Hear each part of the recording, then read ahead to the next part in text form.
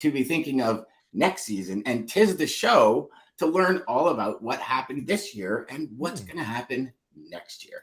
Let's go. Welcome to the HPLS podcast. Live, relevant, and high performance information, conversations, and education weekly.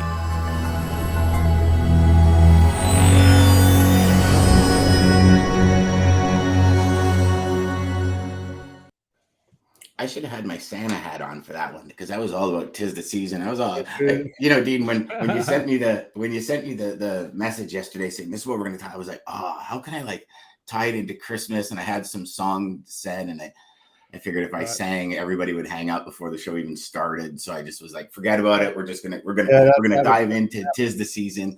Tis the season. Tis the season, my friend. But lots of great things to talk about today. A few announcements we have today as well. And I'll start with one really big one for y'all. So on December 13th, we're doing an all-day marathon stream, 9 till 4 p.m. 4 p.m. The last expert's going to come on. We are going to have, as of right now, close to 13 experts coming on: sales, strategy, mindset, finances, the works. And the big thing that we just figured out 2 days ago was our main man, Dean, the IQ show, the Dat IQ show, is actually going to be streamed through our channel as well on that Tuesday, the 13th. So, Dean, we are really looking forward to that, brother. It is going to be an epic event of just great. So, all y'all, December 13th, mark it on your calendars. No sales calls. Stop moving freight. Yeah. Okay, Dan. Just be here. We are gonna have an absolute blast. Good morning to you, Daman. Good morning, Rob. Good to see you back again this morning. Lisa, good morning. Good to have you back. And Jenny, good to see you. All right, everybody. Let's talk about the Four Seasons of Freight, Dean. Yeah, one of the things that's been absent in the last 2 years, I think, is seasonality. And I'm glad Jeff's on the call today because I think it's we've sort of returned to it. The market has been, and the spot market more in particular is what we're talking about. And I think the reason it's a good subject, Dan, is a lot of new folks to the industry might not have seen seasonality. If they're new to the industry in the last 2 years, it's been anything but. What I've seen in the spot market data is the market's been trying, there's been this inertia, it's been trying to exert seasonality, but it just can't quite get its act together. And the thing that stuck out this week was seasonality emerged. Sorry, last week's data, seasonality emerged for the first time in a definite observable way in the spot market. But it was very subdued compared to other peaks. Normally around Thanksgiving, you see a big hit in the spot market load posts in flatbed. Well, flatbed not so much, but mostly reefer and dry van. We saw it this year, but at a much lower amplitude when you look at our spot market charts on our show yesterday. Before we go any further, for everybody watching, share with them why it would be reefer that would spike at this specific time of year. Yeah, so turkeys. So turkey season coincides with fall produce season. Christmas tree season's peak shipping week. Just before Thanksgiving is peak shipping season for Christmas trees that have to be in parking lots last Monday, Cyber Monday. So what you see in places like Oregon, which is the number one producer of pines, it also coincides with fall produce for apples, pears, onions out of Yakima Valley, Columbia River Basin, et cetera, et cetera. You see the same out of Quebec and the Maritimes where you're from. Good friends of mine are pulling a lot of loads out of Nova Scotia right now, out of Sydney, right up in Nova Scotia, all the way down here into Massachusetts, New Jersey, flatbeds, drop deck flatbed. They've got everything loaded with Christmas trees. So capacity tightens to a degree, but mostly in refrigerated because it's fall produce. The other area is the second biggest producer of Christmas trees is North Carolina. It's also where all the sweet potatoes come from. It's the biggest. Eastern North Carolina is where it's the home to sweet potatoes. And of course, we use a lot of sweet potatoes at Thanksgiving. So again, Christmas trees, all that stuff. So you just see in those regional markets, that's why it's really important to, the adage is no one's home at the average. So when you look at average rates across the country, it's hard to get a sense of where the opportunities are, where there's slack in capacity or tightness in capacity. So you've got to really go down to the market level. And that's why we see capacity tighten for refrigerated carriers in certain markets each year at this time of the year. Seasonality is basically what do we expect to happen each year at the same time because of things that drive demand. So that's why we see now. To your point, I looked at our data going back 7 years, maybe it was 6 or 7, including this year. And we covered this a little bit last week, but the numbers are final. We normally see a 13 cents a mile increase in reefer rates, spot rates from 111. Sorry, that would be 11.1 here, all the way up to Thanksgiving. And this year it was 2 cents a mile. So seasonality was there, but, and this is what's very important for everybody listening to understand, is it's not so much about demand at the moment. We've got so much capacity. That's what's having the biggest impact on rates. We've got overcapacity across the board, and that's what's really depressing spot rates for carriers at the moment. There's just too many trucks for loads. That said, there's been a lot more volume, of course, moving in the contract market because rates are higher. So, back to the seasonality to talk about, if rates normally go up 13 cents a mile in Thanksgiving, before Thanksgiving, they went up go back to July 4. We were on the show. Remember I said normally rates go up, I think it was about 12 cents a mile. I think they went up 3 or something. Yeah. So July, the second season of the year is produce season. It was like a small mound rather than a peak, because produce volumes were way down, driven by the drought in California. So again, the seasonality that we'd normally see around July 4 is this, sort of peak in dry van and reefer rates. Yep. In July 4 never materialized. And this year in Thanksgiving, it didn't materialize again, but you could see the seasonality start to emerge again. So, seasonality is one of those things where there's a material change in volumes driven by, demand. And that's why I think it's important to, we're in the fourth season of the year, which is retail shopping season, I think they call it. Yep. It hasn't been a peak. Like everybody's been talking about a non-existent peak because it was more like a plateau. So again, peak season hasn't really been there on the freight side. But what's happening is I think we're about to head into the quiet season. I think they call it the quiet season. Am I right, Jeff? What's the I call it the dead zone. It's usually the quiet season. February, March. January to March, right? So think about we've had this real bullwhip effect, right? We've had pandemic, over ordering, inventory stocked up, way too much inventory. We're about to head into the quiet season, which is when Chinese New Year happens, imports tail off, imports are going to drop right up until March, and then they typically pick up again into the spring.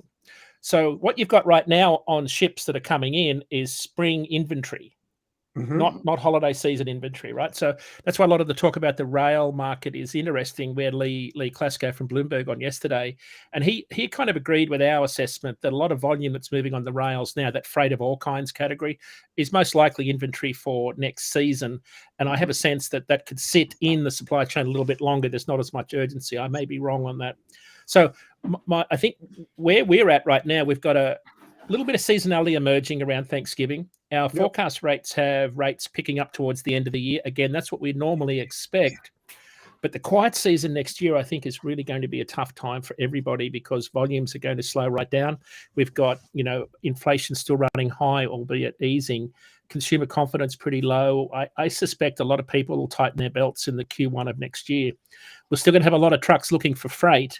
And that's why we think the bottom of the market is the end of Q1, the start of Q2, which then leads into that summer season, which generally produce season lifts everybody up. So, the first quarter of next year is the quiet part of the year. It's when flatbed carriers are hauling a lot more lumber, though, to get it ready for spring. So, the peak in steel production and machinery haulage is March, ahead of planting season and construction season.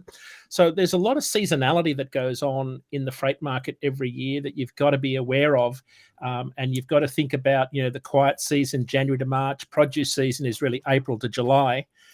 Peak shipping is typically August to October. It'll be interesting to see if that emerges next year. And of course, the holiday shipping season is November through January, adding in that there are, you've got return season. So, think about seasonality. It's important to understand what drives the market. We've got a lot of capacity at the moment. You've just had Hurricane Ian whip through Florida, and that has delayed the start of next year's produce season. Because even though the volumes are low and down I looked at the USDA data yesterday, the number of truckloads coming out of Florida are down 53% compared to this time last year. So Hurricane Ian has really delayed and damaged the winter veggie crop, and it's delayed the start of the next sort of the summer start to the produce season, which is essentially strawberries, blueberries, things like that in Lakeland. So again, if you sort of, I've always been an advocate that for carriers in particular, you've got to study the demand for what you haul, right? It's well, like, and not only that, Dean, there's I believe there's a flip side to it. And as a professional and as somebody that, if you're working for a company or you're working for yourself, you obviously want to be as profitable as you can all year round. So right. if your business is not diversified, like right now, road salt is going crazy. Yeah. Right. So and road salt will go crazy, especially in the northern climate, all the way till March, because we're going to consistently use it. Right.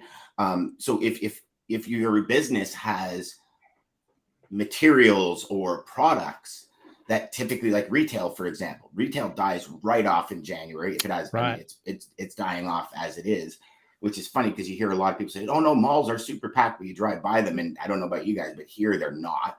But it's like, so you have that. If your business is diversified enough, and if you understand what Dean was talking about these seasonalities and what's shipping high volume now versus 3 months from now, and you plan ahead.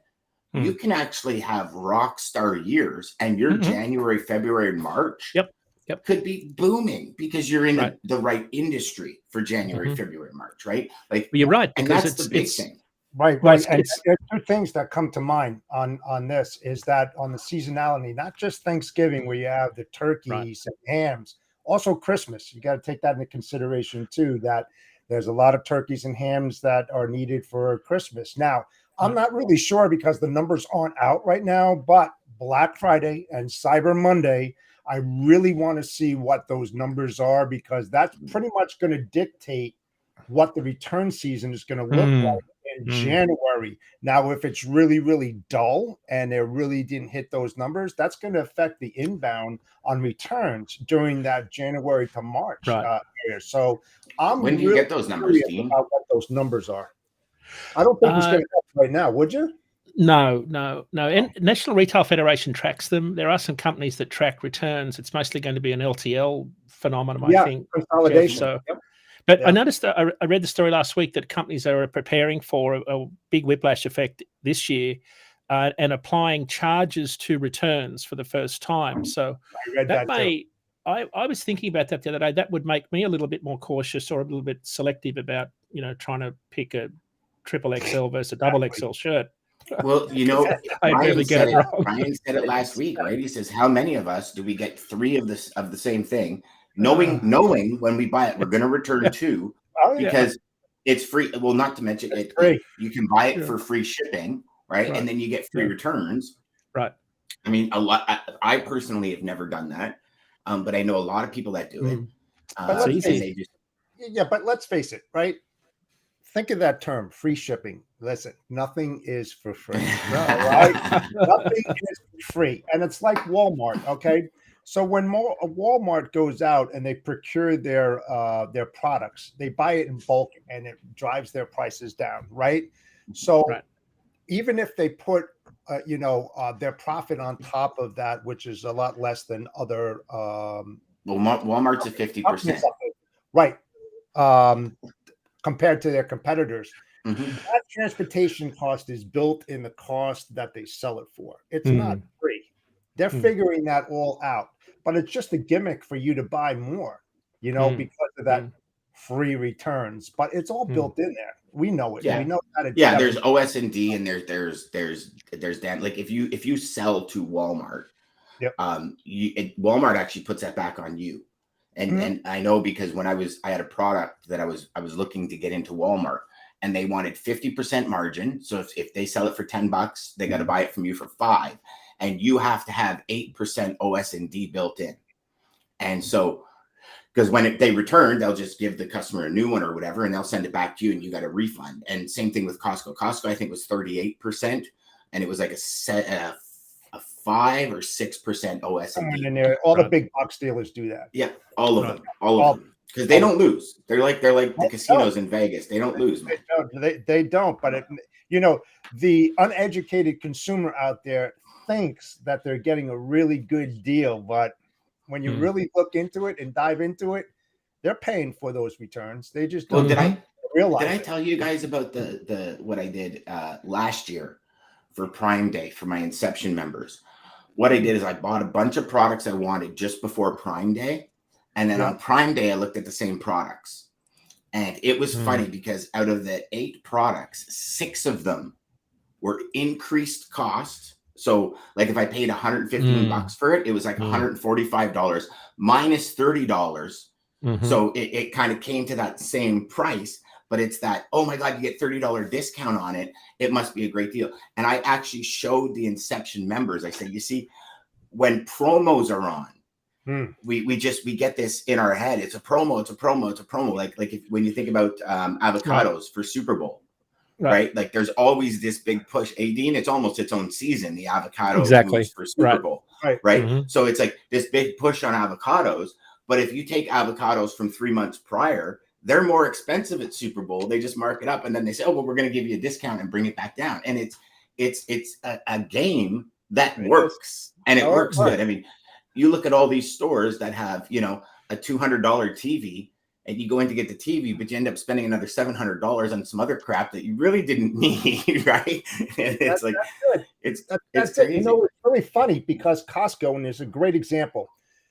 Their rotisserie chickens that they sell at a loss for the simple reason that it gets consumers to come in. And once they're in the door, they know they're going to make it up on the back end.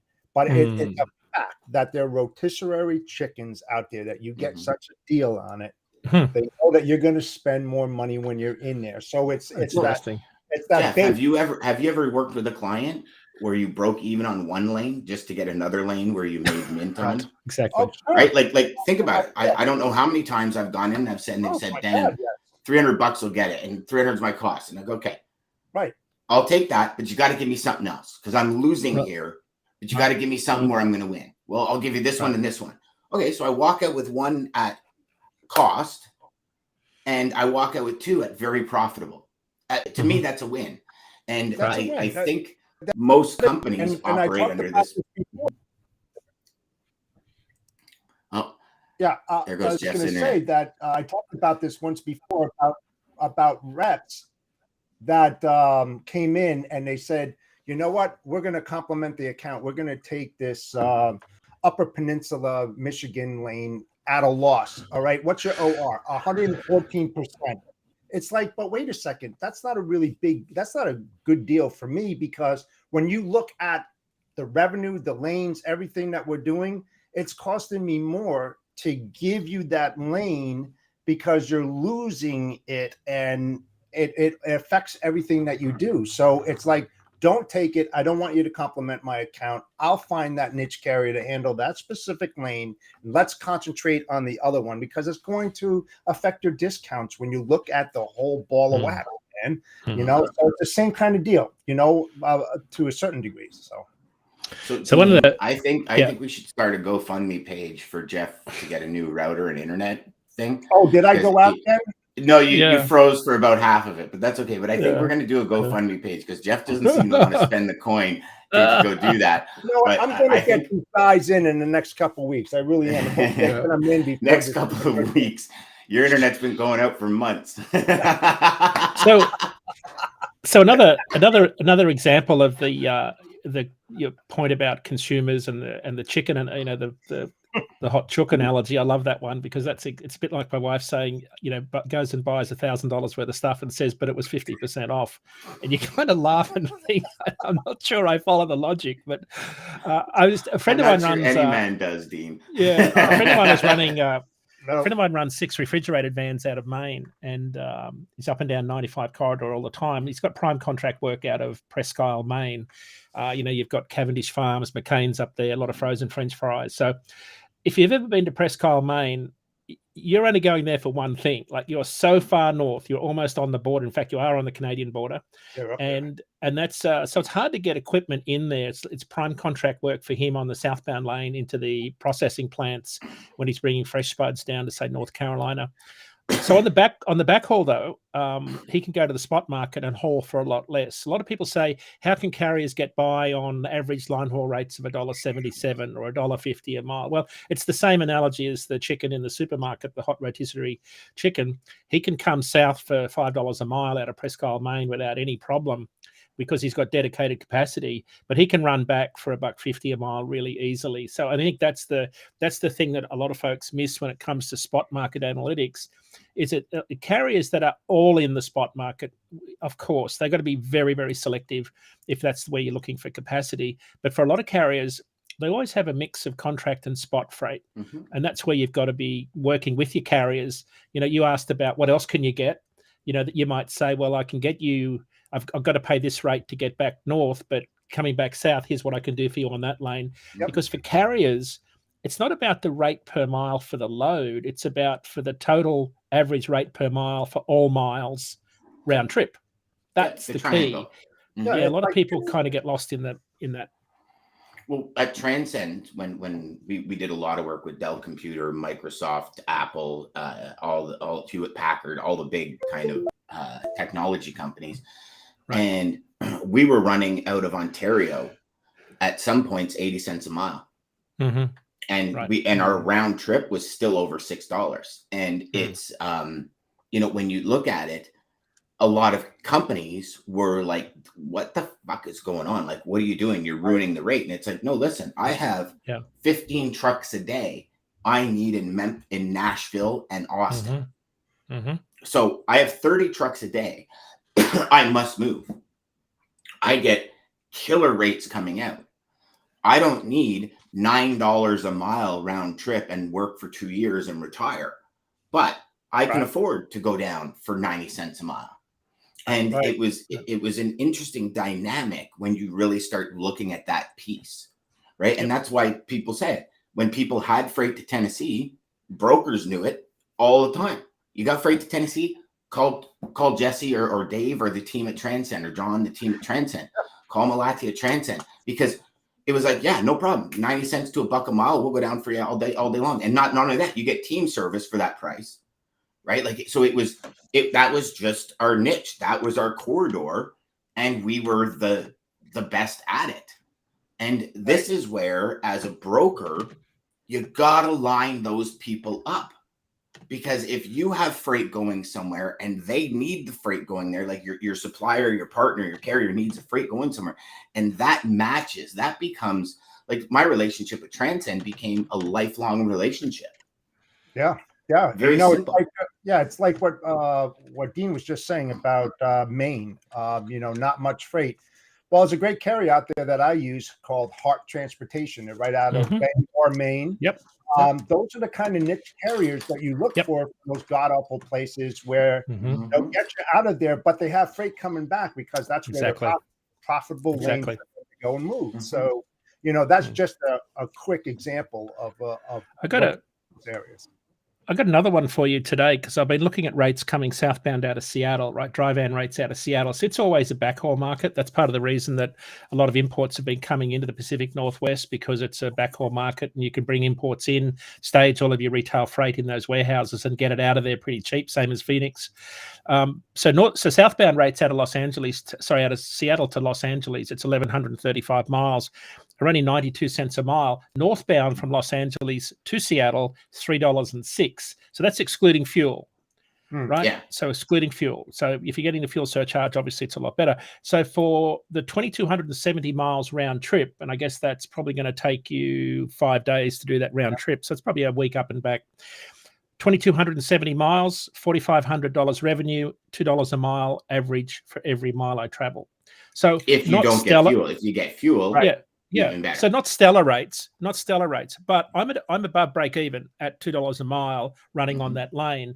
I'm probably making 30 cents a mile if I own my own truck and don't have finance payments. If I've just bought a truck for double what I should have and it got $30,000 a month insurance, I'm probably only just breaking even, maybe losing some money on that lane. I've got to be very careful about, not speeding and not burning too much time unloading and loading.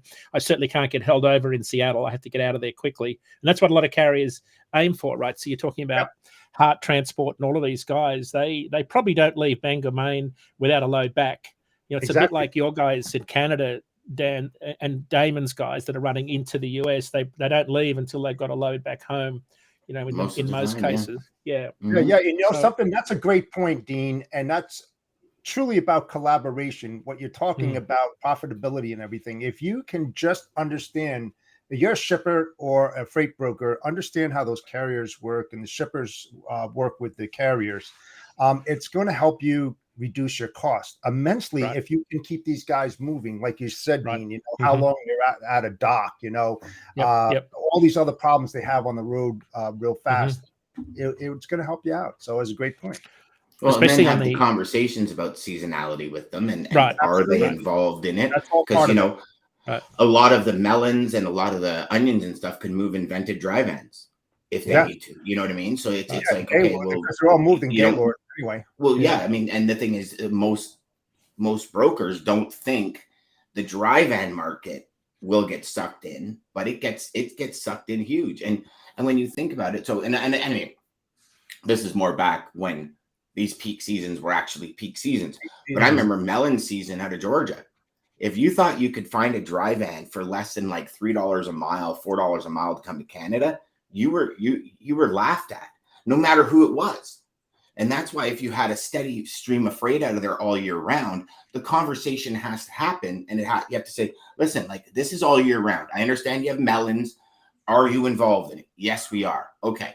What is the balance? And I even sat down with some of my suppliers and I said, listen, I get it. You're involved in melons. I'm giving you 52 weeks a year of freight and you're going to take it for 3-4 weeks of melons. I said, if I lose that capacity, I'll go to somebody else. So I want to work a deal out. So I think we worked it out to an extra $25 a load all year round. And they didn't need to go into the melon market to raise that extra revenue, right? Because that's what a lot of dry van carriers do, right? If they don't typically haul produce, if you will, they'll go in because it's paying so much more. So they'll gain that profitability for that month or whatever it is. And then they come out and it's a little bit of boost for their company, right? Yeah. And the other thing too, is that, when you get a carrier on board, don't get them on board because you're caught between a rock and a hard place to fill a need. If you're going to use them, feed them annually all year round, in the highs and the lows, but keep them on board because they'll come back and they'll say to you, oh, you want me to do this? What have you done for me lately? Take that's a big thing for my reverse engineered logistics. Yes. If you're a new salesperson out there, I still hands down think the best thing you can do, or if you're a struggling salesperson right now, go to your top 10 carriers and say, where do you need freight? And just sell for them. Right. How can I help you? Right. How can I help you? Exactly. That's a great question. Fill their lanes. Missing too. Fill their trucks. Don't do that, because a lot of the shippers out there think about themselves. But if you just said to them, hey, listen, I'm not sure what lanes you're looking for, but I do many. How can I help you? You've been helping me. Where do you need to go? Maybe I can fulfill that need. We can negotiate. We can start talking, and I'll consolidate my carriers and make that corral a little bit smaller, increase that revenue, increase that discount. There's so many different ways to slay it. But I mean, a lot of guys out there, they don't do that. They just Jeff, think of it like this, Jeff. So you sit down with your supplier and you say, okay, where do you need freight to and from? Like, give me your triangles. Okay, give me your volumes. How many trucks a week do it? Where do you typically deliver? How long are you unloading? Yep. What is the price you need? Now I go armed with all of that information and I call Dean, the shipper. And I say to Dean, I'm here Monday, Wednesday, Friday, and Saturday. I deliver 33 miles from your location. I typically unload at 9 a.m. I'm done by 10. By the time I do my circle check, I could be at your location by, call it 11:30. Right. This is my cost. That's my first phone call with Dean. Now, Dean's going to say, this guy knows his shit. Like, he's got people. Even to the point where I've had, and I think one of my headsets just went, I had my drivers stop in. This was, during 2019 or 2018 when it was like capacity was like, yeah, I have capacity. Yeah, right. You have capacity. I said, listen, I'll have people stop by and just knock on your door for the next 2 weeks. So I paid the carrier $50 each time. So it cost me $300. Driver went and knocked on the door. We got an account that was golden, right? Like there's all these opportunities with seasonality, even with seasonality. Well, shippers have set sales schedule, especially if they have a lot of volume. So if you're negotiating with the carriers and the carriers tell you that, hey, listen, I'm not there on a Tuesday or a Thursday, but I'll be there on a Monday and Wednesday. Talk to your operations people and see, hey, listen, I got guaranteed capacity on Mondays and Wednesdays, not Tuesdays and Thursday. Can we change the schedule and bring it back a day, and that feeds the carrier. You feed the needs there. You're saving a crap load of money on the backside of that, so there's all different ways. That's why it's so important to understand the operations more than the freight first, so that you can tell your carriers about the operations and see if you can help them out. So there's so many different ways, Dan. You're right. So Dan, I've got another example, and it gets back to your question when we started the show, which was why do rates in Thanksgiving, increase? And it's got to do with the seasonality that we've been talking about, in particular in the Pacific Northwest. We just had the example of the dry van rates, right? So southbound rates out of Seattle, so northbound rates out of Los Angeles are about triple what they are southbound for a dry van, right? Because of the lane imbalance, because Seattle's a consumer market, a lot of freight goes in from Los Angeles. Because it's fall produce season right now and Christmas trees on longer haul lanes, refrigerated rates are very different. So if I apply that same methodology of southbound, northbound lane balance, a reefer carrier is going to be making $6,000 on the return trip, right? $6,000 total. So dry van 4,500. A reefer carrier is going to be pulling in about $6,000 for that week. His trip's going to be about $2.60 a mile for all miles. But the important thing is that the northbound, southbound lanes are very balanced in terms of the rate per mile. So because of fall produce season, you've only got to run 4 hours, 180 miles over the mountain to Yakima Valley and the Columbia River Basin and load straight back down to San Francisco, Stockton, Los Angeles. So for reefer carriers, capacity is much tighter in Seattle than it is for dry vans, because there's a lot more seasonality in that market for refrigerated carriers. And that will flow over to all of the flatbed carriers that are loading pine trees with helicopters, bringing them in, dropping them on their trailers this week and next week. So, capacity is very different depending on both equipment type and region. And we've been talking about, to use Jeff's rotisserie chicken analogy, which is brilliant, that's what you've got to understand if you're buying capacity. It's not just so much about the rate per mile. It's about, you've got to widen your aperture and think about what's the, Daman will be able to attest to this. He looks at, probably some KPIs. He looks at a revenue per truck week or miles per truck week or things like that. There's targets he's got to hit each week in terms of productivity. Lane balance is a big component of that. Just like rate per mile is a component, just like how many hours you spend on a loading dock is a huge component, because that could mean on these longer haul lanes, that could mean the difference between getting out of, going into Seattle and out of Seattle same day, or being held overnight and then getting back too late for Saturday. You've got to take your 34-hour restart. Next thing, you can't come out till Monday. All that sort of stuff goes on. Carriers have very dedicated cycles that they need to work on.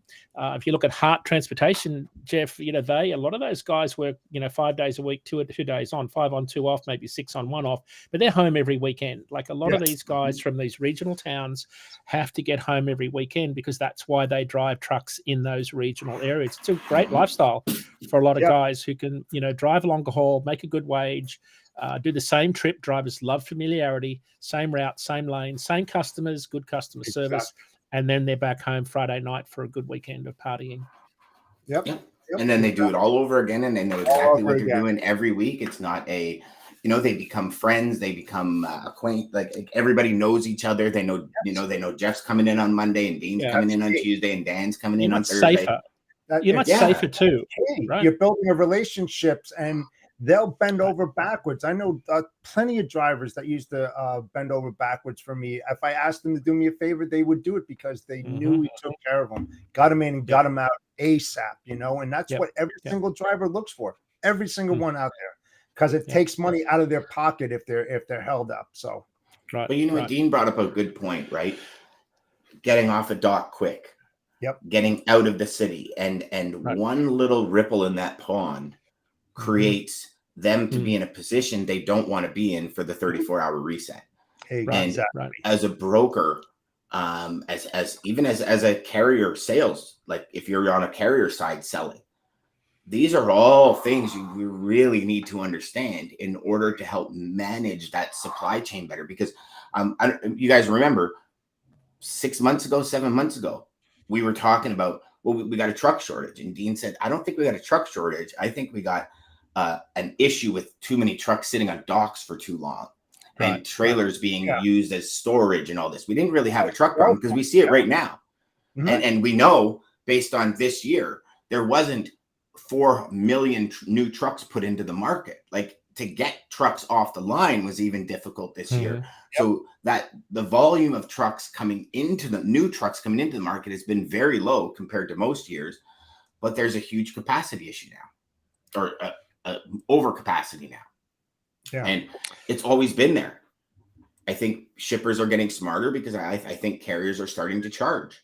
And they're starting to say, hey, you can't keep me for 6 hours. Yeah, you know what? They really should. The drivers have the upper hand. Carriers really do have the upper hand. If they all got on the same page and they said, you know what, we're tired of this, we're losing money. And they said layover charges, instead of like $250, they said it's $1,000. Everybody said it's $1,000. That's going to stop dead in its tracks, because nobody's going to pay that money, and they're not going to get their deliveries. It's like being held hostage. But there's a lot of ways, I hate to say it, but if carriers wanted to go and do that, they could, and if they all got on the same page, not one carrier, because they're going to lose their shirts. But if everybody did, they would put a stop. It's like you remind me of Chris Rock's old stand-up. He says, you don't need gun control, you need bullet control. Charge $1,000 every bullet. You won't have any innocent bystanders. You know what I mean? He goes, and it's true. I mean, and that is a very convoluted, and I don't even know why I just brought that up. But it's funny. I mean, it's sad and it's funny. But it's totally like that was bad. I know, but it's sad because shippers, they really take advantage of the drivers out there. They really, really do. Some do. A lot of them are very conscientious, aware of what drivers have to actually go through. But it's also seasonal too, right? It's also it's a little bit. Well, it's probably more than seasonal. It's a bit like we've been in a hard insurance market because capacity disappeared. A lot of underwriters lost their shirts, so money evaporated from the market. Insurance companies didn't have a lot of capital to underwrite fleets. It's starting to turn a little bit now. It's the same thing when it comes to capacity. I've tracked ELD data for decades in this country, and there's a definite correlation between how loose capacity is and how long you sit on a dock. If you go back, remember 2018, early 2018, I was looking at ELD data, and their capacity was very tight in the first 8 months of 2018. Shippers couldn't show enough love for carriers, and they couldn't get them on and off their docks fast enough. 2019, different story. Capacity loosened, carriers sat around a lot. So there's this bigger, it's probably not seasonality, but it's kind of, it ebbs and flows depending on how loose or tight capacity is. That's sort of the big macro picture that you've got to also watch right now. Carriers know it. They know that they go anything to do with food, they're going to sit. It's going to take forever, especially live loads, floor load, live load stuff. That's always going to come at a premium. Always. They sit on the I won't mention the warehouses, but they give them an appointment at 7 o'clock in the morning, and they may get to them at 3 or 4 o'clock in the afternoon. Isn't it? And that's a whole day, right? So in carrier terms, there's $1,200 to $1,500 opportunity cost right there. And they're not paying $1,200 or $1,500 more for freight. That's for sure. Right. Even your detention or demurrage charges are really not going to come anywhere close to what you're going to lose, what your opportunity cost is. So that's we talked about this on the show, but I saw a social media post from a large distribution center in Tracy, California. And the sign was a picture on the internet. The sign said live loads, minimum 7 hours, minimum 7 hours for live loads. Oh, I did see that.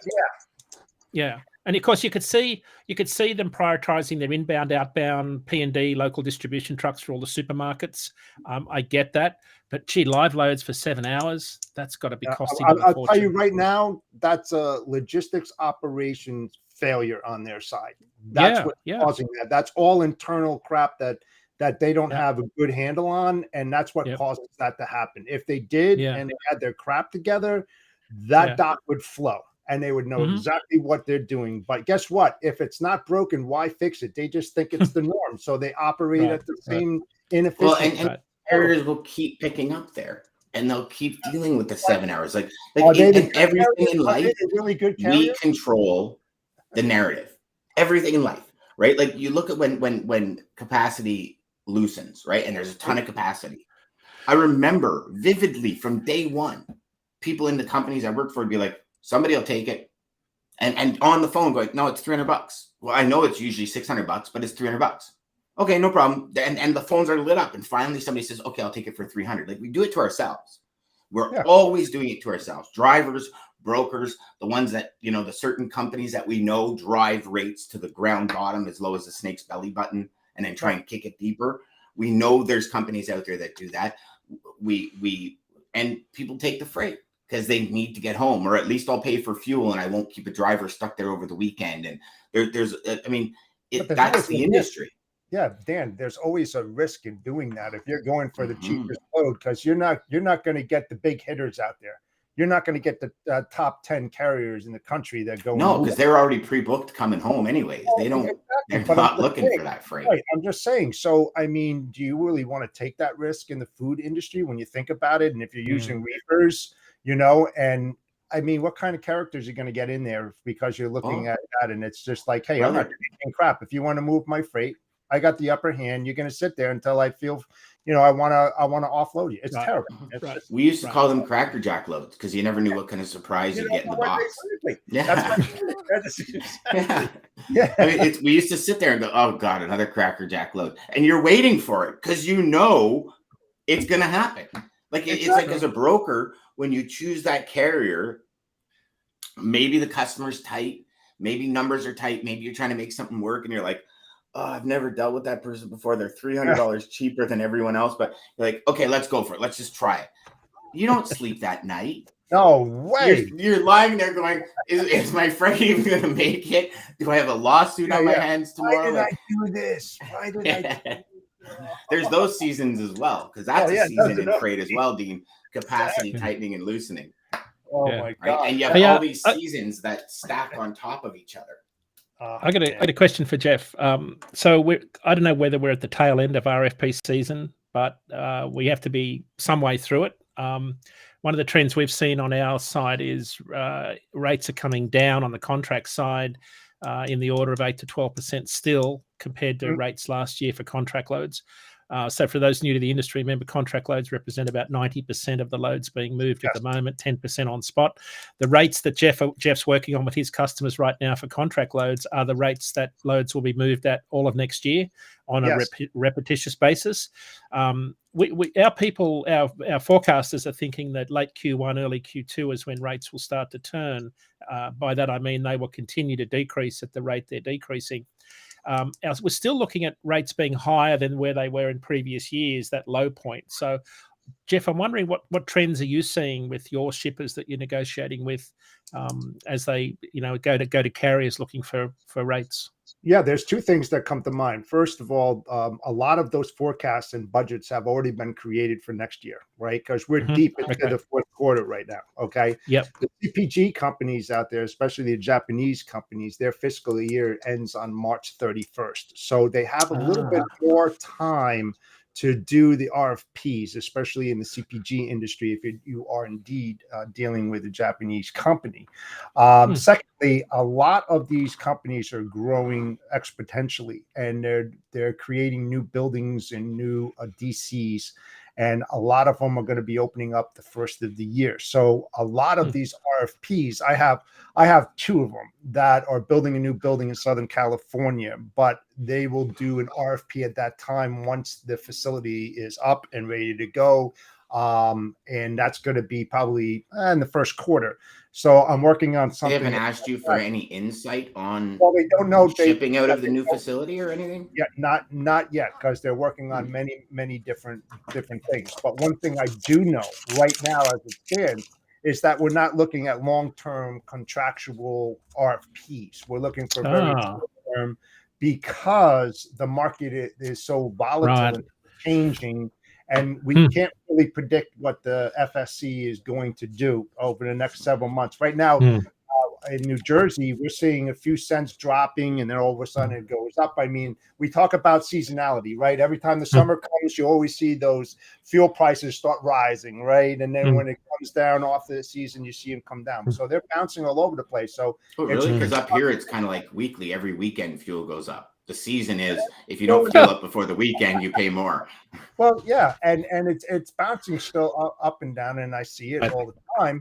But the thing is that it's just not sustainable. You know, I've already been asked from one of my customers, you know, to reduce cost on lanes, because he knows what the market's doing. You know, we deal with transparency, and it's almost like the cost plus, Dan, that we talked about several months ago. And, you know, there's no hidden cost. They know exactly what it is, and it kind of works that way. Now, for a lot of other brokers out there, it may not. You know, it's a choice, 2 choices, right? That you can take whichever path that you want. So some customers might work, some other customers it won't. But it's really all over the place, Dean, to answer your question. So interesting. I don't know what other ones are doing out there, but I'm just seeing it on what's being asked of me. You know, so we're working on many different things, and even a high risk opportunity right now where each it actually makes sense to do mini RFPs for like 90 days and then go back. So like you do one big RFP, you get your core group of carriers, as long as they operate, and you do like a mini one every 90 days with that core group, right? Cut costs down, don't go back out to the market. But it allows you also, after 90 days, if carrier A is not performing, maybe carrier B can step into that. And I would think, I mean, at 90 days is a good, if you look at the data, Dean, that we look at every week, and if you go back through our shows, every 90 days, there seems to be a shift, a bigger shift than most. And seasonality, the 4 seasons. Oh, yeah. And the other thing see how I brought that back? You know, I meant to do that. The other thing too is this: the way that I communicate and collaborate with everyone is like, listen, I know that rate is low, so this is what I'm going to do. I'll bring you in at this. We're going to follow the market. We're going to see how the market is moving. If there's a huge adjustment that needs to be made, I'm going to have that conversation with you. I'm going to have that conversation with the shipper. I'm going to say, listen, we did the contract at 42% fuel. It's dropped. Okay, so we're going to reduce those costs. I'll reduce them, you know. However, if the fuel increases or the market changes, we're going to have another sit down and we're going to adjust it. And you tell the carrier that, so he knows that, you know, that contracted rate of 2,000 isn't from January to December, right? That will adjust accordingly as the market changes, as contract changes, because we all know when the spot drops, it kind of pulls those contracted rates down. So things have to be adjusted, and it's the right way of doing the business, at least on my approach, you know. I used to say 5%. If things shifted over 5% each way, we would have a conversation. Because if it shifts 1 or 2 for like 2 weeks, you don't want to have that conversation, right? So I would say, listen, if something shifts for over 2 weeks at 5%, then we'll have a conversation. Either way, if the prices go up, I'm not coming to you. Right. When the RFP, let's go back several years, right? When we knew that season was coming in, the peak was what it was and everything, right?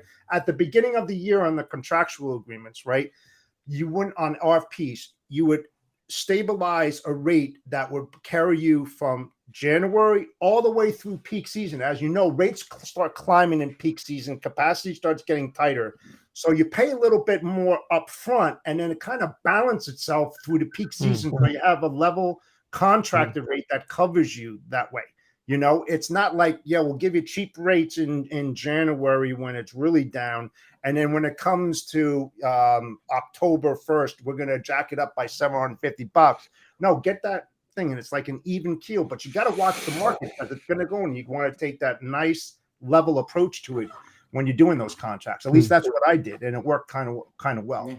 100%. Think back to a year ago, Jeff. People were doing mini bids, short-term bids, because they couldn't find capacity. A year later, they're doing mini bids because there's too much capacity, and that's why you've got to watch shows like this and understand broader market context, so you understand how to price in things like seasonality, macroeconomic factors, supply, demand.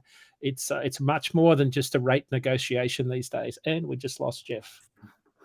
Whoa, you jinxed him. Oh, he's back. Yeah, no. It's like clockwork. Every show, Jeff disappears on us.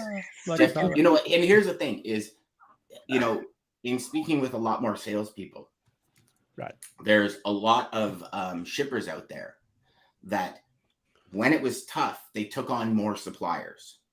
Right, beginning of this year, they took on more suppliers to meet their supply chain, and here's one big thing for all you sales reps out there. Just, you need to pay attention to this. Now they feel, okay, well, you really helped me when I was stuck. Now I don't have enough freight to keep you all busy. So they're giving pieces to try and keep everyone happy, because the shippers now are, it's, and I don't want to make it sound like they never knew, but they understand the power of relationships now over the last couple of years. Right. It's really taken its toll. So that comment where, you know what, you sound like you got everything, but I don't have enough freight to keep my own guys busy right now that were kind of there during the rough times. You're going to hear it. Yep. You're going to have to come up with a balance for it, something to kind of show the juxtaposition there, because you're going to hear it a lot. And that's actually a good thing. And I say that because that means shipper loyalty is coming back, right? Preferred and shipper. Yeah, and if you're in with these shippers, that's great. If you're just getting in, just remember, it's just keep going. Just keep going. Just keep going. Just keep making the calls. You're going to be one of those in people in a very short period of time. And if you've gotten out of sales for 6 or 8 months and you're back in sales, it's a totally different world. So just understand that. Just keep doing that. Now, I know, Dean, you had something that you wanted to kind of bring out to everybody today and share with everybody. And I think it's super powerful. And I love that you're going to do this. Yeah, I hope it's okay to mention the war. That's a Faulty Towers reference from 1975 with John Cleese, for those that are fans of the British comedy show. That mentioned that. I'll fight in your general direction. Yeah. Good old Monty. Monty Python. Gotta love it. Era. So a friend of mine lives in South Florida, a refugee from Ukraine, from the war, former truck driver. Asked the question, do you know anybody here in the US that's hiring drivers from where I'm from, the Ukraine, and with driving experience? And I said, I don't know anybody specifically, but I did want to sort of aim this question at Daman. I know a lot of Canadian carriers have a lot of minority groups on their books. They're equipped to handle a lot of the visa requirements. But for any carriers or anybody listening for that matter that's in the US and knows of anybody that is looking for drivers, A, but B, willing to take on drivers from overseas that are refugees from the Ukraine, would they please, contact us somehow?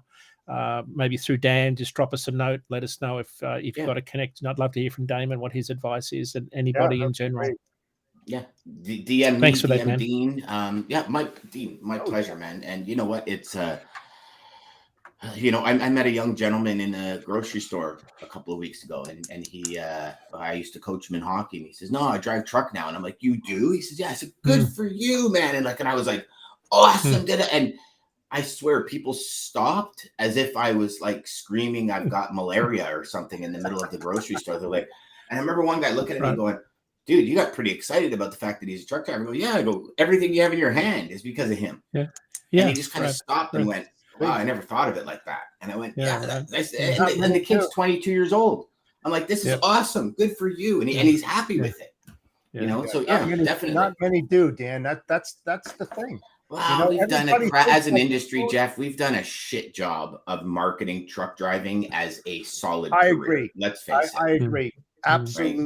Right. Absolutely. Right. Everybody takes it for granted that the things that we use just came up from osmosis or something like that. And it's always been you don't have a high school education, you got one tooth, you got, like there's all these stereotypes that go. I know it's stupid.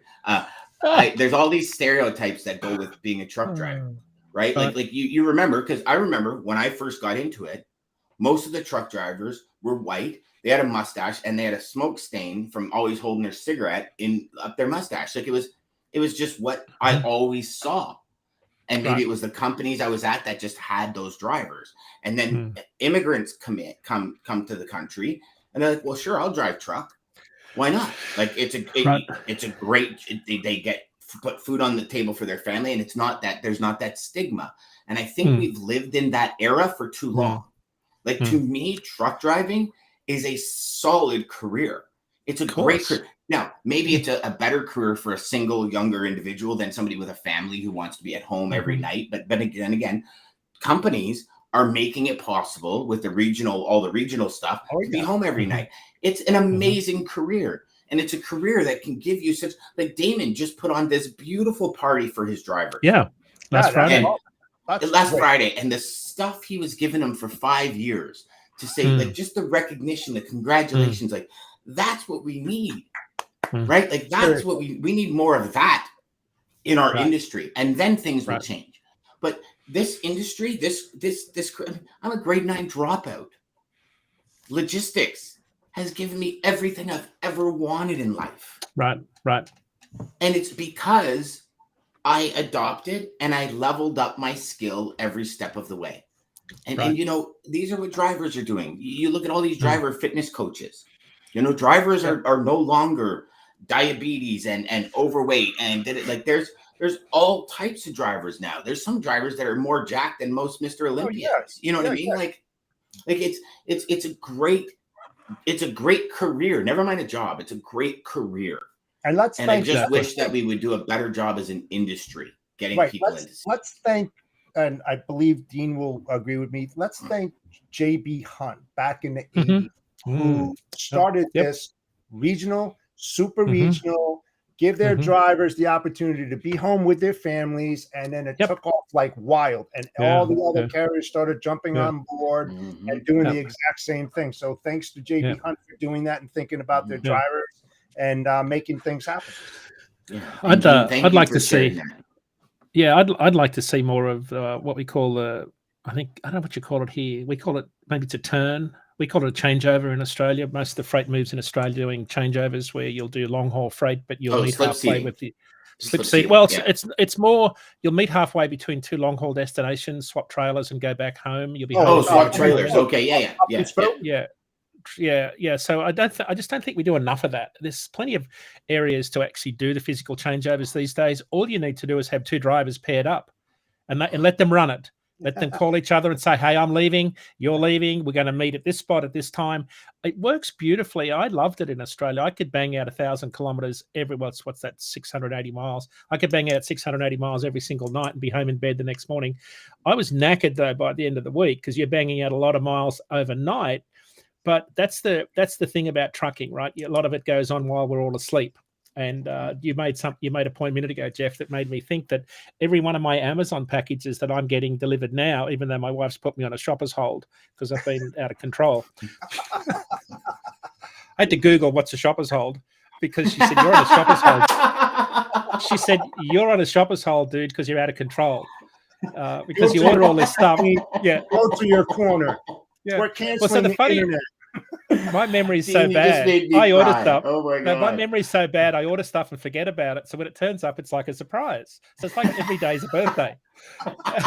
but here's one. Yeah, I always wanted one of those. I don't know why. What did I order today? But here's the thing: it comes out of Allentown, PA. It's 300 miles overnight. I can order it tonight or this afternoon. It'll be here in the morning. But some truck drivers had to overnight out of Allen, PA, through New York traffic, and be here and then turn and burn and go back home. It's a tough Dean, job. I'm sorry. I have to interrupt you. I'm sorry. You ordered it yesterday and it shows up today, and you forget that you ordered it yesterday. Yeah. So I think there's another problem that's coming, that's sliding in here somewhere. I could be wrong. No clue. Well, so this extends to movies. I could watch a movie today and forget it tomorrow. My wife says we're watching a movie. She says, "You've seen this 10 times." I said, "No, I haven't." And so I can watch movies over and over. I have a short-term working memory issue. That's why I've got to write things down a lot. See, I've got to write stuff down. My wife and I do that. My wife and I have been watching a movie, and we'll be like a half hour in. I'll be like, "Have we seen this before?" And she's like, "Yeah, I think we have." I'm like, "Damn, it was a really good movie." He's talking about Raiders of the Lost Ark. But you know what? Those types of movies I always remember, right? Because what do you think of when you hear Raiders of the Lost Ark? Indiana Jones running down that aisle with the big ball, and the big ball that should be going like 200 kilometers an hour is going like 2 kilometers an hour because just the movie's so old back in the day. Yeah. So, Dean, thank you for sharing that, and to everybody watching and listening again. If you got anyone down in that Florida area, DM Dean, DM myself, DM Jeff. We'll get you in touch with who you need to get in touch with. Absolutely. And December 13th. Save the date. DJ said it is going to be a blast, and let me tell you, it is going to be a riot, man. It's going to be a beaut. To all of you out there, have a wonderful day. Thank you again to Daman and Centurion Trucking and American Logistics. Remember, if you know anyone in the industry that can use the information we talked about today, send this to them. Like, subscribe, hit the ding dong bell, whatever the thing is, wherever it is on your screen right now. I don't know where it is because I don't know where you're watching from. But make sure you get notified when we go live, because we go live Monday to Friday, 9 a.m. till 9:30, 9:45, 10, whenever we kind of feel like hanging up. See you all tomorrow. Bye-bye. Have a great day. See everybody. Take care. Centurion Trucking, our motto is people before profit. Today's market requires more transparency, consistency, and focus on what our clients need to win. Centurion Trucking and American Logistics are poised to help their clients achieve and surpass their targets. If you're looking for a team that honors your needs, dreams, and aspirations, then get a hold of Daman at American Logistics or Centurion Trucking and start designing your career